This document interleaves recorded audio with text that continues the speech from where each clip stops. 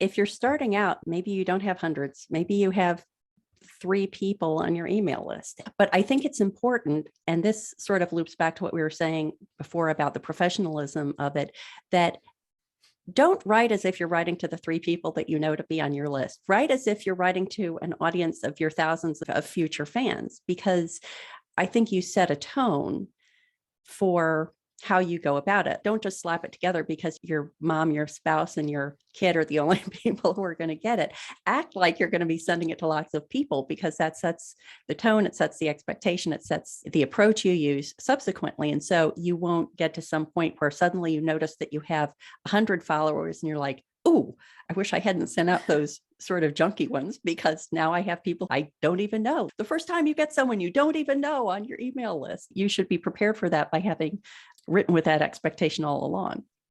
Yeah. And you make a really good point that you should actually, even if you only have those 3 people that you already know on your list, you should start sending emails.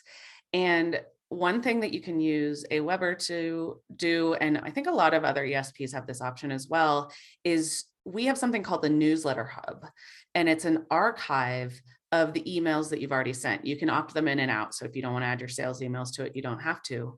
But if you start writing those emails, like you said, that are written as though you have this bigger audience, even though it's just your mom and your daughter and your spouse, then you can create, it's almost like a blog. It's an archive. It's a index of your previous newsletters.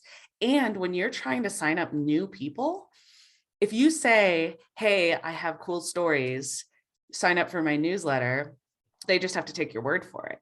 But if you send them a link to this newsletter hub with your previous emails you've already sent, and they're like, this is great, I totally want to start receiving these newsletters, then they can just sign up right there. So that can be a way to use the emails that you've already sent to actually build your list from the people who want to hear from you.